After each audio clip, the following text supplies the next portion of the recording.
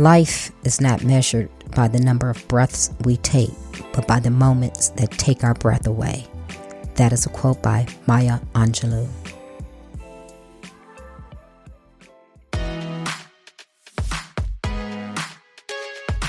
Welcome to Trina Talk. Trina Talk is a weekly podcast that will inspire and empower women of all ages to strive for the impossible. Your host, Trina L. Martin from TrinaMartin.com, is a motivational speaker, leader, and cyber tech expert. Every week, Trina will share wisdom gained from her life experiences and lessons learned while pursuing her goals to inspire you to achieve the next level in your life. Now, your host, Trina L. Martin. Hello, welcome to Trina Talk. I am your host, Trina L. Martin, and this is episode 58. The topic of this week's episode is Abundance is Waiting. My guest this week is Lara Waldman. Lara is an inspirational speaker, healer, abundance coach, and author of the book, Money Manifestation Mastery. Lara empowers conscious leaders, change makers, visionaries, and business owners to create a life of true abundance and expand into the next level of their impact, influence, and income. Hi, Lara. Welcome to Trina Talk. Hi, so lovely to be here with you today. I am glad to have you with me. I see you are doing some amazing things in the world, and I'm very interested in them. Why don't you give the listeners a quick little background about who you are and how you come to be the person that you are today? Well, good question. So I grew up in Canada in a really beautiful part of the world, and in a lot of ways had a really idyllic upbringing. But we went through some challenging times as a teenager, some sort of shocking, traumatic events that spiraled me out into a very low place, particularly as a teenager. I struggled with, at the time I wasn't so aware of it, but at the time, in retrospect, I realized I was really struggling with depression, eating disorders, very self-destructive patterns. And it was a very negative and dark time in my life. And when I was about 18, I started reading sort of spiritual books and had an interest in that stuff, but not fully. But when I was 18, I remember getting this vision of myself speaking to the world about the fact that people have the power to consciously change their lives. I saw myself speaking about consciousness and empowering people and bringing positivity to the world. And it was very interesting because that really there wasn't anything in my life at the time that was around that subject, but it was like this vision. I could see it and I could feel it. I thought, oh my gosh, this is my future. So I thought this must mean that I was going to be an actress. It sort of looked like that. I was being interviewed and speaking to audiences. So I had gone to university, went to the first year university. I was really low at that time, but I remember looking around thinking there's nothing for me here. I just couldn't get into it. So I decided to quit university and follow my passion to be an actress, follow my dreams. That was the first time I had this really strong sense of a purpose, or that there was something bigger for me in my life. And I started following that. And that dream of being an actress then took me to London, England, where I decided to go and study acting, to go to theatre school in London. So I left my whole life, I left my relationship and went to pursue my dream. Again, this sort of came from this inspiration, this idea to go overseas. And when I arrived in London, it was a really tough first year. I was very lonely. I was working incredibly hard. A year into my stay, I met my now husband, and he was a meditator. He used to meditate twice a day, and he was so calm and peaceful. And I remember feeling or just knowing I needed to try that, but I had huge resistance to sitting still and being present with myself. But at some point, I made myself do it, made myself sit for 20 minutes, and I absolutely hated it. I was squirming in my chair, but eventually I kept sticking to it. And eventually I started having these amazing feelings of peace and calm. And one day, it wasn't very long after I started meditating, maybe it was a few months, I received this message. I had my eyes closed. I was sitting on my bed meditating, and in flashing lights in my mind's eye and in my ears, I heard and saw, "You are a healer." And I just collapsed in my bed in floods of tears, sobbing my little head off, because I knew in that moment that I wasn't going to be an actress. And I knew that my whole life was about to change. And I was very upset. And I also had no idea what a healer was. So I said, "Okay, universe, bring this to me. I don't know what this is." And I'm not looking for it. I was really mad. And anyways, long story short, I went on this weekend training course, and it was like this feeling of coming home. I had this really powerful experience of, it's almost like a remembering somehow, but I started to reconnect to a part of myself I had lost a long time ago. And I started to learn and understand the connection between our mind, our emotions, the universe, and our physical body and our physical health. And again, I hadn't really realized at the time, but I'd been really struggling with physical health problems. I had something called candida, irritable bowel syndrome. I had health problems, but I also felt terrible emotionally. A lot of the time, I just felt bad in my body. I felt really disgusting sometimes in my body. But and I think that's what was part of my eating disorders. But actually, what I learned to understand was I was also carrying a huge amount of emotional pain. And I didn't understand about emotional pain. I didn't understand about mindset then. So that was almost 20 years ago, been on this journey of really first, like, me understanding for my own personal growth and healing and transformation. But I also became incredibly passionate very quickly about wanting to help everyone else, because I saw there was so much pain and suffering in the world. I'd experienced it in my own family. I just saw that people were miserable, disconnected, and I felt like I found the answer, and so that was the first step that got me where I am today. And I've been on this path as a healer. For a long time, I would have called myself a healer and a spiritual coach and a channel.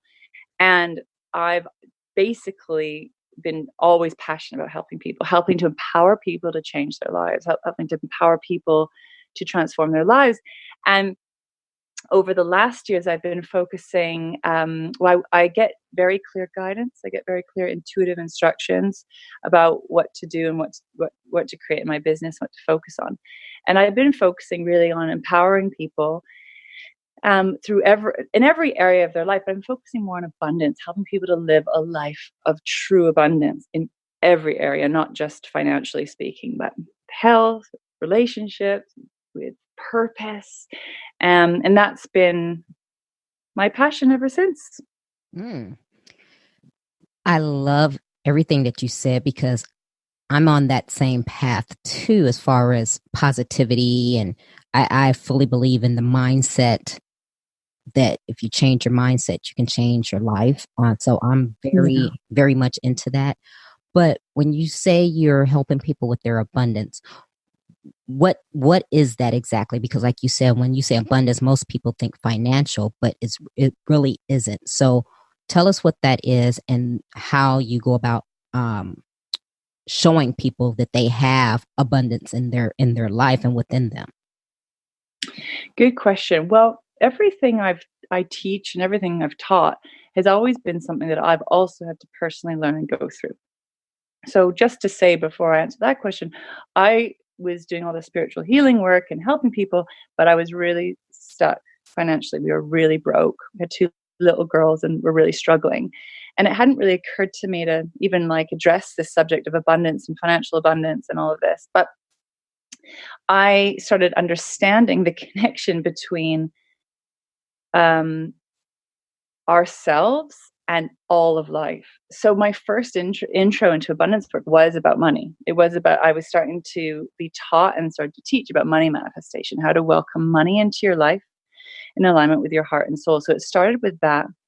And again, with just like with everything, what I uncovered was I had a huge amount of negative mindset and belief systems around money. Mm. And of course, this was stopping and blocking me from welcoming money into my life. I love the subject of manifestation, the law of attraction, the power to create our lives consciously. And so money was just another piece added to that. So I created a course called Abundance Activation. It was a 10-week course to manifest money in alignment with your heart and soul. I was working on that personally and professionally. And that's a really fascinating subject. But what started to happen over the last couple of years is really as soon as I start talking about money with the client, within about 10 seconds, we're not even talking about money anymore. We're talking about something much deeper. So really, what I really started to understand and see is that everything that's showing up in our life and how we're experiencing life, we are at the core. We are at the center. So when we're looking at consciously creating a life of abundance, we're looking really about our relationship with ourselves first and foremost. And the idea and how I've seen it, sort of how I bring it through psychically, through my intuition, this guided information that comes through me, on a level of our heart, on a level of our soul, which I call our true nature, we are abundance. We are whole. We are complete. So all of this experience, when we're experiencing any kind of lack or not enough or separation or feeling alone or like struggle, it shows that somewhere within us, we've disconnected from an aspect of ourselves, an aspect of life. So it goes very deep, this work. We're looking at coming back to wholeness when we're looking at abundance. We're looking at coming back to remembering who we are, our deep connection, first and foremost with ourselves, but all of life. The fact that we're not separate from anything. But our inner wounding, our belief systems, that what I call family programming or ancestral programming as well, that gets handed down from generation to generation, pain, trauma, can get stored in our body, in our mind, in our emotions, and create this sense of not enough. So what I discovered, which fascinated me, is I work with men as well, but over the years I mainly attracted in women. That's starting to change now, but mainly it was women. So I was really coaching like hundreds of women, and what I discovered with every single woman when we were started looking at money, for example, but also creating the life that they truly desired. What I started realizing when we started digging deeper was that every single woman that I've ever spoken to had an issue with her self-worth, with not feeling enough. And I realized that this was going on and running in everyone. So I became very, very curious about this. Why are people not feeling enough? What is going on, including in myself? So the short answer to your question would be this abundance work is really about coming home to the fact that we are enough. We're more, not just enough, we're magnificent and beautiful and powerful and amazing. And when we can tap into that part of ourselves, this is when magic happens, like anything's possible. So I hope that answers your question. I went around the houses a bit there. Yes, it's amazing when you touch on the self-worth, women not knowing their worth. I used to be one of those women too. And just like you said, I had to really do work on myself and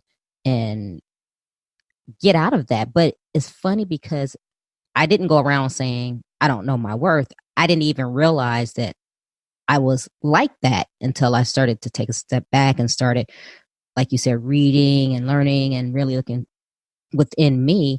How do you get other women to realize that that's where they are? Because I don't think anybody's walking around saying, I mean, some people do say they're not worthy, but I think it's the ones that, like me, that don't go out and say it, but really by your actions and maybe how you're thinking that you're, treating yourself less than how you deserve to be treated. Mm. Well, yeah, and it's really well pointed out, because a lot of this is often unconscious. So one of my jobs as a coach is to help bring consciousness to the unconscious. So I ask women questions, and what it really came up with the money manifestation stuff when I was working with money. So I'd say, all right, so I'd say, okay, like if I had a magic wand and you can ask for whatever you desire. We'd start with money. Like, how much money would you be calling in each month, each year? And they would sometimes like really struggle to even just say what the amount was. So I'd coach them into just follow your heart, what feels right. We'd start there, and then we'd be looking at, all right, so what would that bring you? What would your life be like? What would you be experiencing? What would you be doing? How would you be feeling? What's that state of being that you're in with this life? And it'd be beautiful, and they'd be starting to like feel it and expand and start to like, I'd be guiding them to really try and feel it, experience it, imagine it. And then the next question eventually would be, so what is it that is stopping you or blocking you from welcoming that into your life? Mm. And at this point, we'd be deep in a session and much more connected and tapped in. And what would come up is an awareness would be, I don't feel I deserve it, or I don't feel I'm good enough. But those answers would come with these sort of within this session and asking questions. But it's like this thing that was in the unconscious came up to the surface. So, and the other thing that's come up a lot, especially with women, is this fear of what other people will think, so that they'll be judged or criticized, or, she's too big for her boots. Who does she think she is? These sorts of fears, that these are like things we've heard, or like the voices in our head, like, and so many women have said that as well, which I find really, really fascinating. So, I'm asking questions to women to help them understand like what's running you, and bringing consciousness to the unconscious, which sometimes needs a little bit of guided support to find that. Very interesting. Now, as you're going through, you say you primarily work with women, but you do work with some men, right? Mm-hmm. Do you find what's the difference between the two? What do you find in maybe the women that the women have a lot of the same things in common that maybe the men don't have?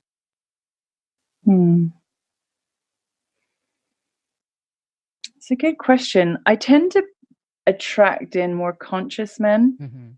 So I haven't worked so much with just men from all sorts of backgrounds. So I'd say I actually uncover similar. I find it kind of not that different. And that's the thing that's really, really surprised me. I think both sexes seem to have a fear of their power, which has really come up around this work as well, like really uncovering who we are. And men seem to have just as many fears and insecurities as women do. So I haven't, in the work that I do and the level that I go in on, which is connecting to people's heart and soul, I feel people's, what I call their true essence, or their heart and soul. And then the blocks and obstacles, to be honest, on that level, I don't notice a massive difference. But I'm sure there are, and I think in how how we are in the world. But when we really, because I've discovered that men are just as sensitive. They're just as, like, their emotions are there. They've just been more buried. So in a safe space, which I create a safe space to really access, I don't find it that different. So it's really interesting to me, but that's just been my explorations. Okay. Yeah, that is interesting. I was wondering if you found that men are more in tune with themselves more than women.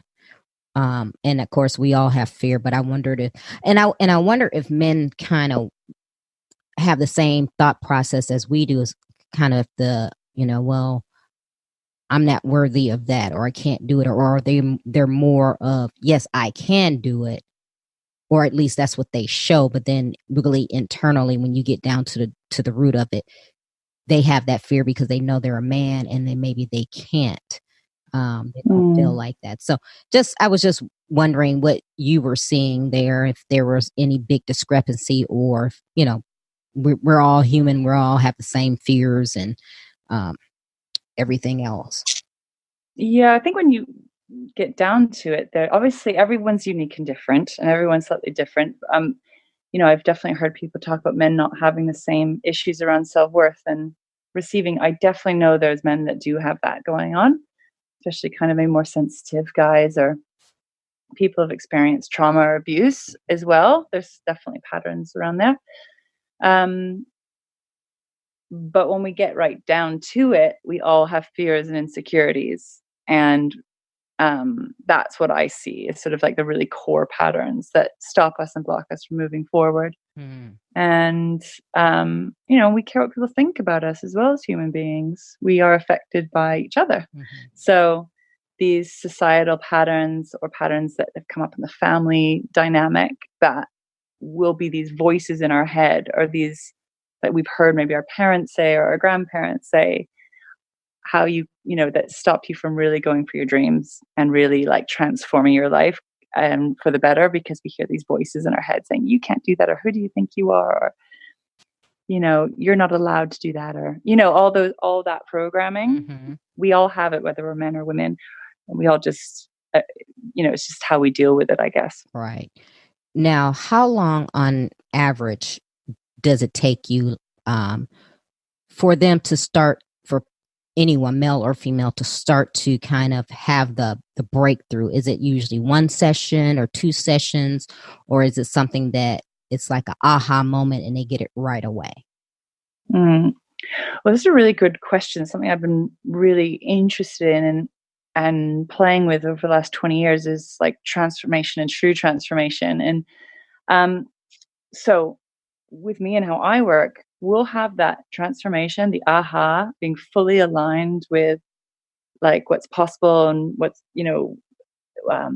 like what you want to go for, and getting in line with your dreams and your visions in a session. I can get people fully aligned into that very fast.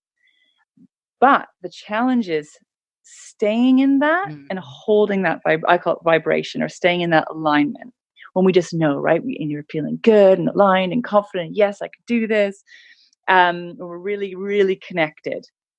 I can get people into that state in one session.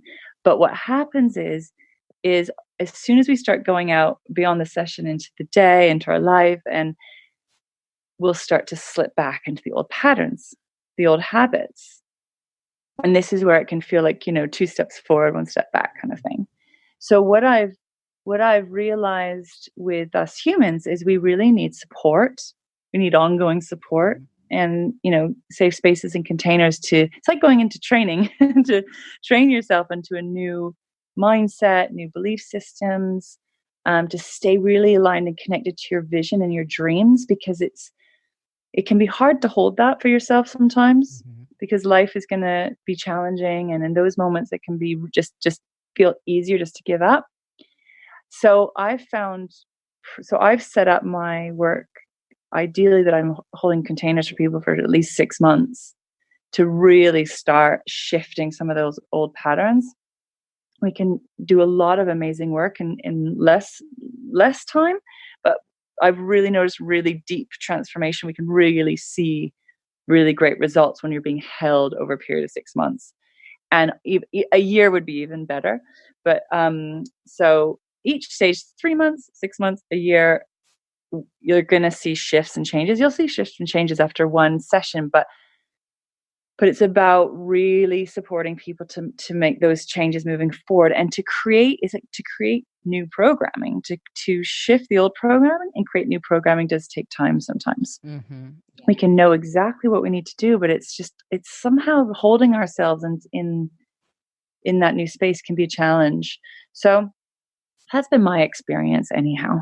Oh yeah, like you said, the shifting and the mindset and the breakthrough. Now, do you do your coaching one-on-one, or is it more of a group setting? So I have one-to-one packages, and that's definitely what I primarily did for most of my career. And now I'm doing more. I've got a mastermind, a Living Abundance Mastermind. It's a group program that I take people through.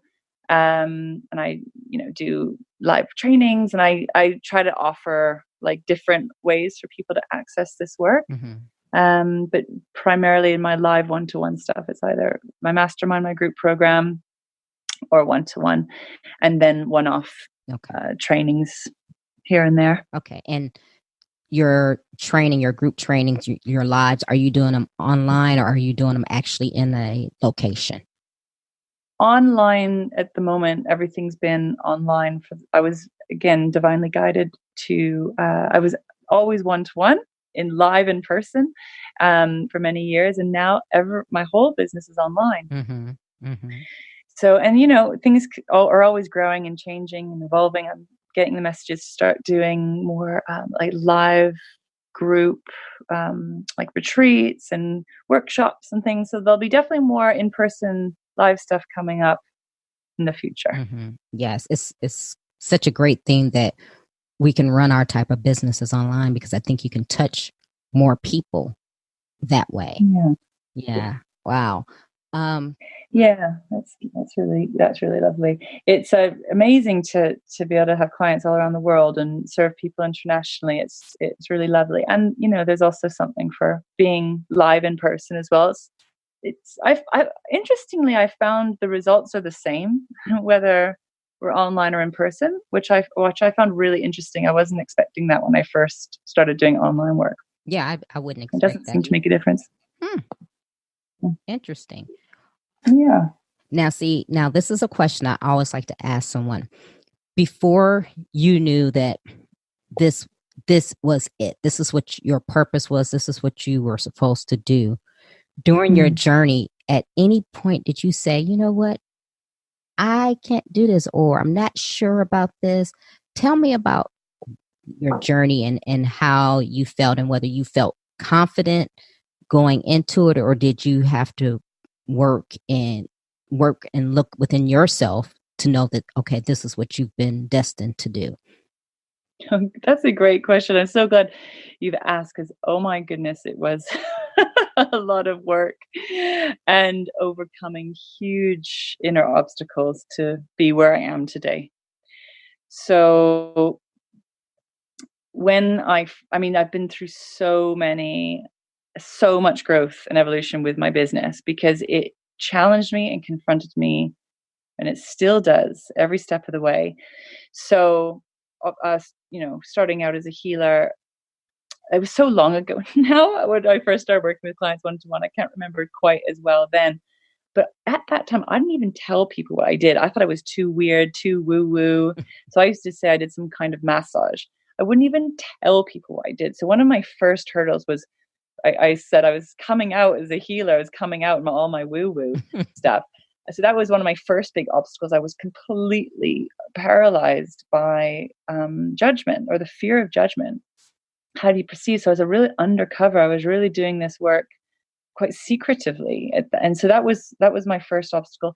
Then I started getting the messages that I needed to start making videos on YouTube. I cannot tell you, that was the worst news I'd ever heard. I was terrified, but the message kept coming. It just kept on coming. You have to, basically the guidance was, you have to make yourself visible. Your people cannot find you if you're hiding. So you need to become visible, and you need to become visible to internationally. And I was hiding in my London home, doing my secret sessions pretty much. And it was all word of mouth. I wasn't advertising or anything. So it was a huge leap for me. So I made my first video, and I remember just my hands were shaking when I pressed upload on my YouTube. This is my new YouTube channel. It was terrifying for me.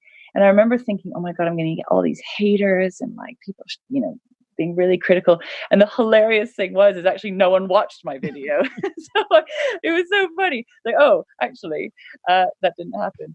So that was one really big obstacle for me. And I've had so many, when I was guided to start doing public speaking, terrifying. When I was guided to write my first book, terrifying. And I found writing my book an incredibly painful process because my inner critic went completely bananas. Who do you think you are? Like, who do you think you are to write? You're a terrible writer. You can't write at all, for example. So everything I've done, and this is what happens to all of us. So anytime you go to stretch out of your comfort zone, anytime you're doing something new that you haven't done before, you are going to be triggered. Your shit is going to come up. Mm-hmm. You are going to have to face your demons, your inner demons. And what I've learned to love this process, because what's so fascinating is it's when we go to do things differently or go for our dreams or expand into something new that we get to know ourselves even more. Because I had no idea that some of those belief systems were running in me until I started challenging myself. So it was like, to me, a lot of this felt like going to my death. That's how scared I was. But the voice,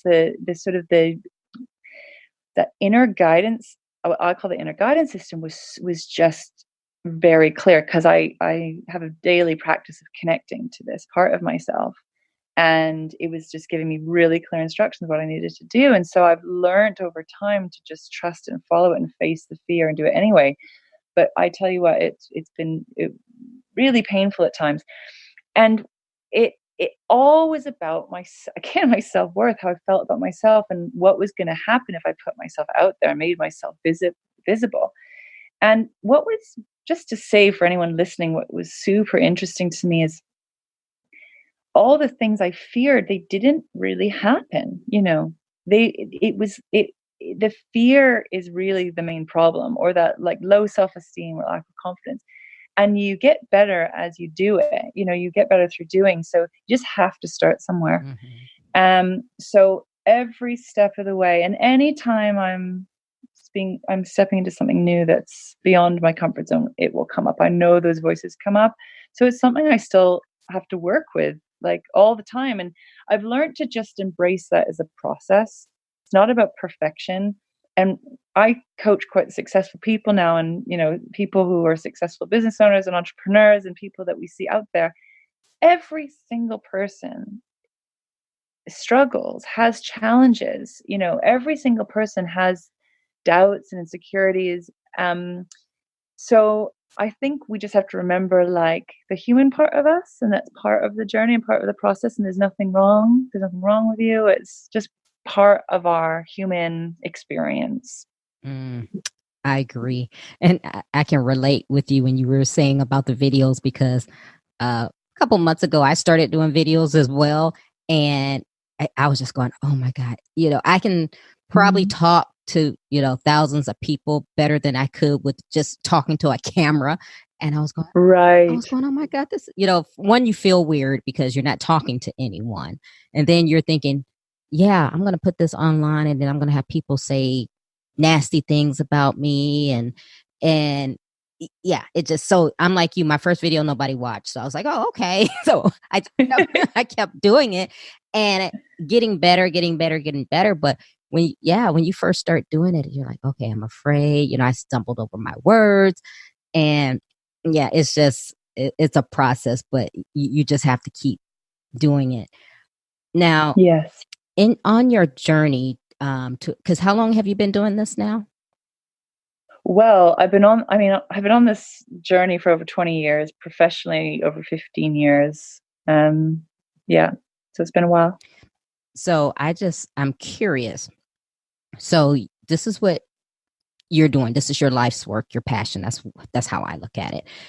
Yeah. Now, along the way, and this is what I've had to do in my life, is there's people that you can't bring along with you. You got to let them go. So family or friends, and I'm not talking about your husband or your children, but say, parents, sibling, anything like that, or some friends that you had before you started this journey and that you found that maybe didn't fit your life for what you wanted to do?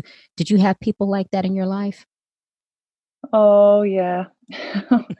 Yeah, that's the real challenging aspect of this growth, is the letting go. Mm-hmm. So to welcome in the new, we also have to let go of the old, and the aspects of our life, relationships, dynamics that are no longer in alignment with where you're wanting to go. And that's painful. That is painful. And yes, it's happened to me a number of times over. Mm. Some relationships can grow and expand with you, Mm-hmm. and some can't, because people are just choosing different things and choosing to have different experiences.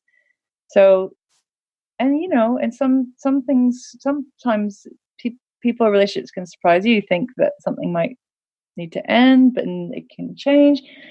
But yeah, that is painful, and I've been through that lots of times. Yeah, it is. It's different. I know I had a friend who I thought was a friend, and we had been friends for years. And then when I started my journey, and like I would call being so excited, either wanted support or to tell her, and she was like totally just disinterested. And I was like, oh, okay. So eventually I realized, okay, this is not a person who's part of my support system, or a person who, because you need a support system, but you need someone who's gonna, like you say, either grow with you or be there to encourage you along the way, not just totally blow you off and, everything that they're talking about is more important than what you're talking about. Yeah, it's really, really interesting, because we create relationships and dynamics in our life based on where we are. And actually, as you start growing, you can start to see that some of those dynamics weren't actually necessarily healthy. Mm-hmm. And that's part of the growth process. And it's really important that you at least have one, if not two people in your life that can be your cheerleaders and be there to be there to support you. It's like, for me, that support system is essential on this path as well. Mm-hmm. And there's been times I felt really alone, and that there was no one understood me. So I started, like, as part of because I'm really into manifestation and consciously creating my life. And so there was times where I like, literally on my vision board, I was like soul connected, or heart connected friends. I needed to manifest more people in my life, because there have been times where I really felt like I didn't have that. So it was the lack of that support that inspired me to start calling that in. And now I'm really abundant in amazing friends and connections, but it wasn't like that always. So also, yeah, it's really, really important that you have at least one or two people in your life that can really support you on this path. Oh yeah, very important. Now, I have a question for you, personal question about meditation, because I have tried, and I'm like you when you said when you first started you couldn't sit still, and it was just because I'm like that. My mind is going on overdrive all the time, so I'm always thinking about, okay, let me do this, let me do that, and when I do get still to sit, I fall asleep. So I want to get better with it. And usually, I guess you can consider it meditation, but usually when I'm alone and maybe just doing something or not, quote unquote, trying to meditate, I hear, that inner voice, or going, okay, no, I see that clearly. This is what I need to do. What am I doing wrong with the meditation? Well, you're not doing anything wrong. I've kind of coached and supported lots and lots of people to meditate, and everyone says, I can't meditate, I can't silence my mind, so I remember thinking, I really need to change some, or at least talk to people about this. I'm really glad you're asking that question. So we have to work with where we are and just be with where we are. The first thing to know is the mind is going to be noisy and busy, and that's part of it. It's about sitting and being with yourself, breathing with yourself for long enough to give your mind a chance to slow down a bit. So if there's a lot going on, which there usually is because life is busy, for me and even from back in the day when I first started, it could take up to 20 minutes before I found some sense of like my mind even just slowing down a little bit. So first of all, this idea that if the mind's busy and you're not doing it right is false. It's just about, there's a lot, how I see it now is we have so much input, stimulus, information coming into us all the time that our mind needs time to process it. So give yourself space and time. If you're falling asleep, it just means you're tired. It means your body is like, whoa, because you've actually, often we can run off kind of nervous energy, like adrenaline. Mm-hmm. A lot of the time we're running. It's almost like it's not our real energy. So when we stop or slow down, we're actually connecting to more of where we truly are, how our true energy levels are. And that doesn't, that also can be a reason why we don't want to stop, because like if I stop, I'm never going to get going again, right? Mm-hmm. So what I would say is if you're falling asleep, it's okay, because you just need a little power nap maybe, and that's all right. So what happens eventually is when we start sitting regularly, we get more in tune with our rhythm, and we start to be more connected to where we are. Again, we are all quite disconnected from ourselves. So it's setting a habit, figuring out how you best work. And I ideally would be setting some kind of a space in your day every day where you commit to it. You put it in your diary just to help get a new healthy habit going. Mm-hmm. It's just like with exercise. The starting to exercise, if you haven't exercised, can feel so hard. But once you get into a rhythm with it, you start to really crave it. It stops to being such hard work. So I would say it's about kind of putting it in your diary, making a commitment to it, and just giving yourself space and not judging it. So just letting yourself be where you are. So if you're falling asleep, that's just because you're tired. And if your mind's busy, it's just because your mind's busy. So letting yourself be where you are, and in time, things start to calm down. But even now, I've been meditating for over 20 years. My mind will still be racing in the beginning. If I have, if there's lots going on. So that's just how it's just our mind. It's just how it goes.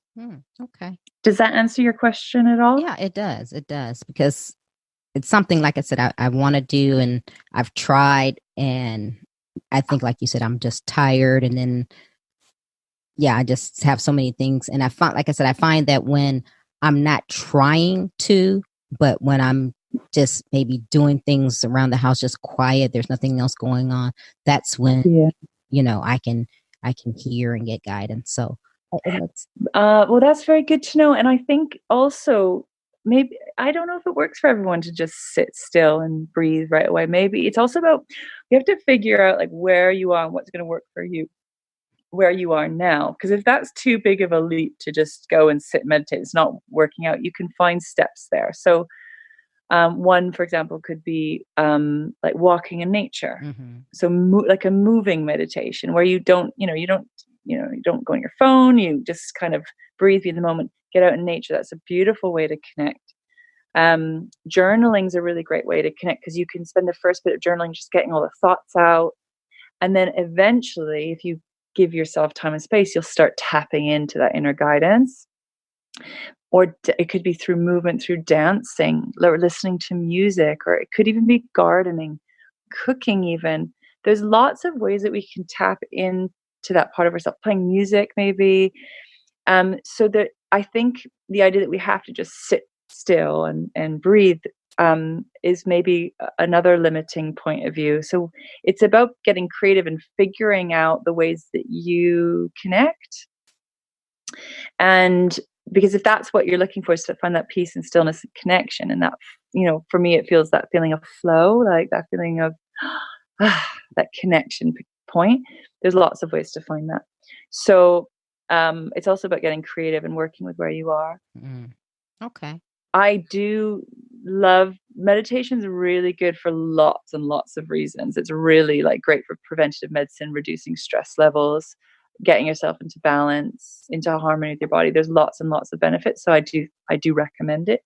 but we also have to work with where we are. And if it's not happening, then it's about figuring out other ways to make it happen as well, to find that connection. Okay. Okay. Great. Tell me about your book. So my book is called Money Manifestation Mastery. It's my 5 steps to abundance activation. And I talk a bit about my journey, but I basically teach my 5 steps to manifesting money. And to be honest, anything you desire in alignment with your heart and in alignment with your soul. So I talk about manifesting in alignment with your soul's purpose, so that everything you're calling in and everything you're creating is aligned with what you truly, truly desire. Because we can manifest from the level of our mind, from our ego. But if we create from that place, we'll still create problems for ourselves. When we're creating in alignment with what I call our heart, soul, or our purpose, that will bring true fulfillment. And I use money as a vehicle, manifesting money as a vehicle to access aspects of yourself, of your purpose, your potential, your truth, and also your ability to consciously create your life. So we are very, very powerful. We're very, very powerful beings, but it's about consciously knowing how to tap into that power in a way that creates in harmony with you in your life. And I think that's a good point, because I don't think people realize that you have to be in alignment and have harmony and peace. You know, there's a lot going on in your life and around us, and there's a lot of chatter that I think it's very difficult nowadays to really understand that. So the harmony, being in harmony, that's so important. It is, because otherwise we're experiencing, pain and suffering. Not everyone's ready for peace. Not everyone's ready for harmony. And I think sometimes with humans and human nature, sometimes things need to get bad enough for us to decide to change things. Some people don't even realize that that's an option, that peace is available. We know the word, but it doesn't. I think for some people, it doesn't even occur to even think about creating your life from that place. Wow. So it's really fascinating. It's like we know what these words are, but we don't really know that that state of being is available. So it's and what I've learned from myself and watching humans, we tend to learn things the hard way. So we tend to decide to make a change and go for something different when we've hit, not necessarily as bad as rock bottom, but when we've suffered enough. We're like, you know what, I'm done. I don't want to do this anymore. And then we might be like, how about that peace thing? maybe I'll go for a bit of that. Or love, if you've been in, people might have been abusive relationships, or health. I'm ready to experience greater health after not, having ill health. So we're interesting creatures. Oh, yes, definitely. Okay, Lara. So now we're going to get into the question portion of the show. So great. Okay, so question 1. Who or what motivates you? That is a good question.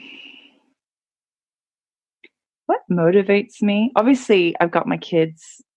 They motivate me. But the thing that motivates me in my work is something deep within myself. It feels like I don't even have the best words for it, but it's like this calling.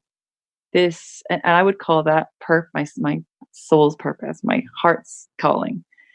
That, when I connect to that, which I do every day as part of my daily practice, that is what motivates me. If I'm not connected deeply to myself, I can feel a bit like lost at sea.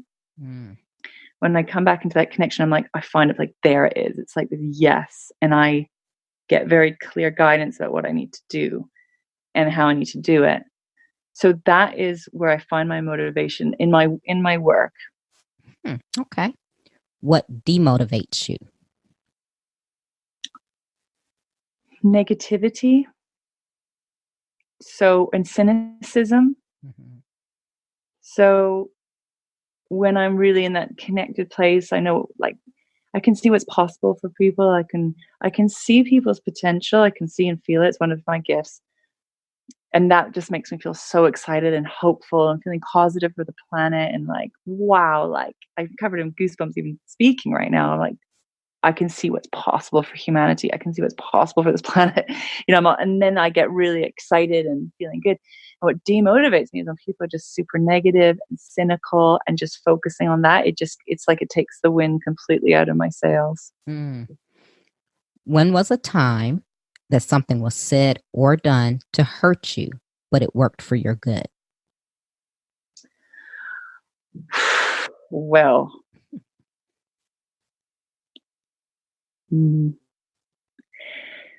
so, I mean, there's been a number of things that have happened in my life. What I've discovered is that everything that happens and happened to me and happens to all of us that we see as bad or painful or hurtful, if we go in and use that consciously and work with it consciously, we'll see that it's actually been one of our greatest teachings, our greatest blessing. So it's happened to me many times.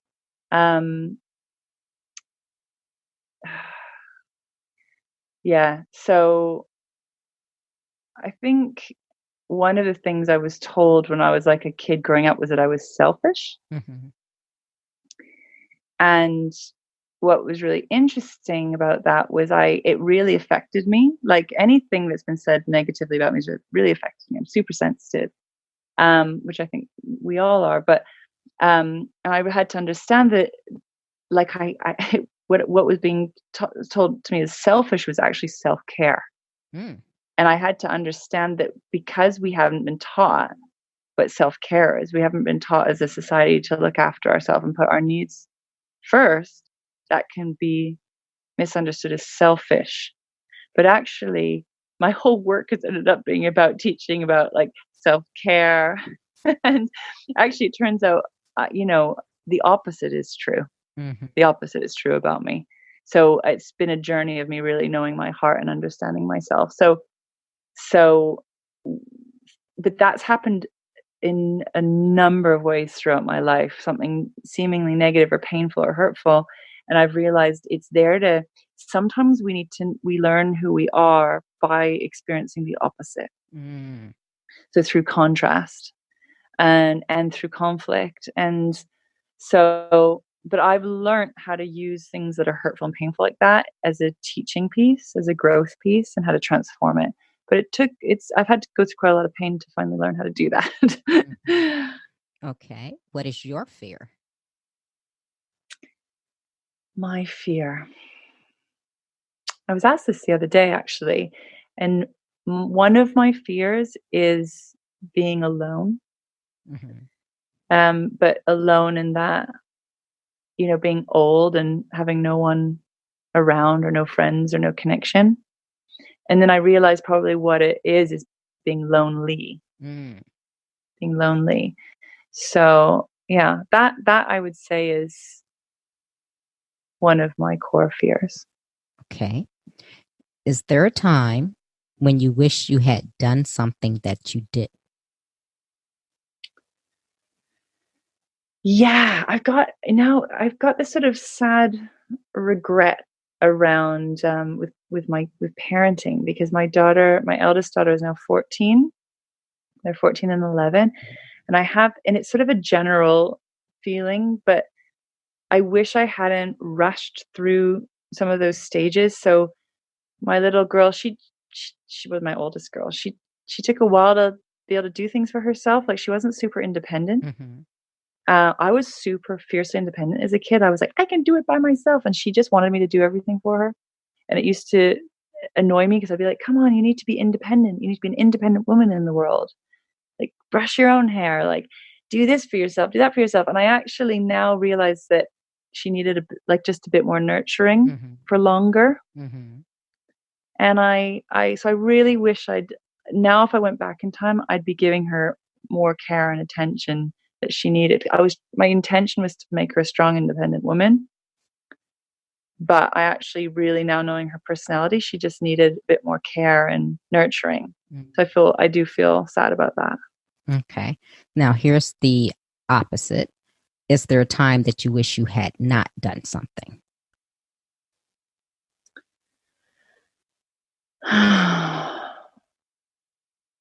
Yeah, I think, and if I ever lose my temper, I regret that as just a general. Mm-hmm.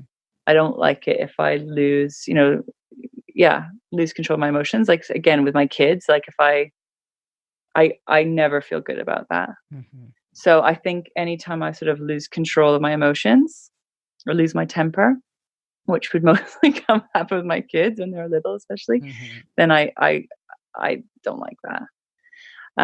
That's a sort of a general one. But other than that, like really, honestly speaking, my life has been really on purpose for a long time because I made a commitment over 15 years ago to always follow my intuition, my inner guidance. Mm-hmm.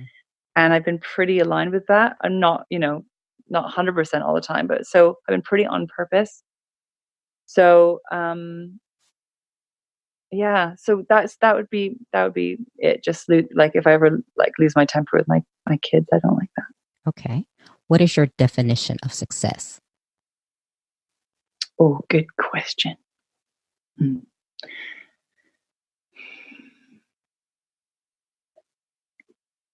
For me, success is a feeling because I started to manifest things that I wanted that were on my vision board that I had to work really hard to get to that point. Like my book was one of them. And I've also watched like a lot of successful people in the world and see that you can still not feel successful or that it's still not good enough or not enough. So I've realized for me, success is a feeling.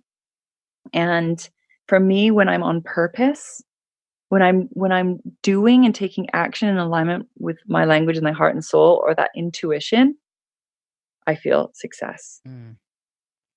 And also when I'm in a state of like humans, we're multi-dimensional. But when I'm coming from a place of joy and alignment and flow, I feel success. Not to say that I'm always joyful because I'm not, but when I'm coming back into that aligned flowing place and then I'm taking what I call aligned action, Mm-hmm. I feel this sense of success. And because it seems to positively affect every area of my life when I'm doing that. Okay. How do you recharge? So I do quite a few things to recharge. Again, I've got quite a big self-care practice. I get out in nature. I walk my dog. Being out in nature is really important for me. Mm-hmm. Moving my body. So that will look different depending on my energy levels, but some kind of movement, stretching. I do a lot of meditation. Sometimes that might look like lying down on the floor, even. So stillness, breathing, being present with myself, connecting to my inner guidance. Also having deep soulful connections with friends really recharges my batteries. I love that. And eating, delicious food with people I love. Mm. What are you awesome And at? Oh, sorry. so, and I may be sleeping as well. Getting good night's sleep. Okay. What are you awesome at? What am I awesome at? That's a good question. I think having this like really getting people to talk really honestly and openly. I know I'm really good at that. I can get people to tell me their most vulnerable stories and shares. Hmm. Okay. What legacy do you want to leave? Oh, I love that question. What legacy do I want to leave? I from my like in my little microcosm for my family, for my girls, I want my girls to have a solid foundation for themselves, within themselves, and also externally, like physically. So financial foundations, that's for like my microcosm. But for me, the microcosm is a mirror to the macro. Mhm. So I also, everything I do is about helping people to come home to themselves And I want to be just touching. I mean, my one would be like, if I touched 1 million people's lives, helping them to empower people to know who they are, to come back to their home within. They have the power to consciously create their life, because I know that when people move from that place, we're going to be creating in harmony with not only ourselves, our bodies, and our lives, but also like the planet, the humanity and the planet. So for me, my legacy is around connection and remembering who we are, remembering our connection to all of life, because then we're going to be making choices that are in harmony with all of life. Good. Give the listeners one motivational takeaway.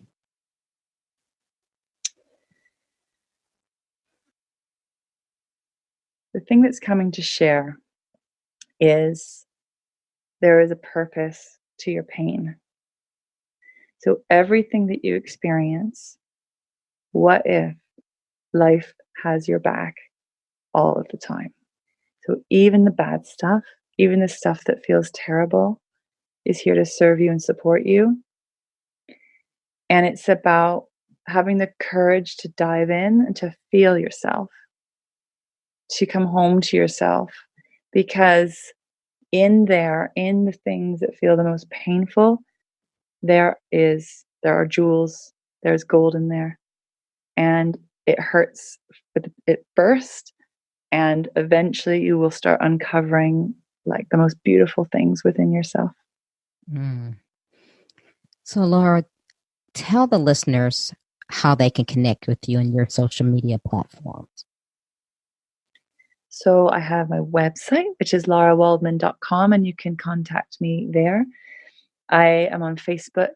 If you put in Abundance Activator, that's my Facebook page.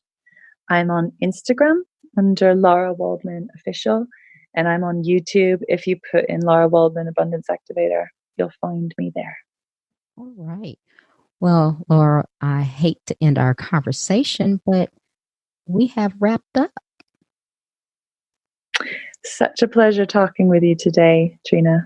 You know what? And I thank you for taking time out of your busy schedule to be here with me and to impart the wisdom that you have. So it was a pleasure speaking with you. Thank you so much. If you like Trina Talk, please don't forget to go out to Apple Podcasts to subscribe. Also, who else in your life do you know that needs some motivation and inspiration in their life? Don't forget to share Trina Talk with them. I hope you have a great week. And remember, if you change your mindset, you can change your life. Keep striving, because success is a journey, not a destination. You can listen to Trina Talk anytime and anywhere. It's available on iTunes, Google Play Music, Stitcher, Spotify, and all other places that you can listen to podcasts. If you like the podcast, please don't forget to go to iTunes to subscribe, rate, review, and share. If you have questions for me or need inspiration on how to go to the next level, tweet me directly at Trina L. Martin.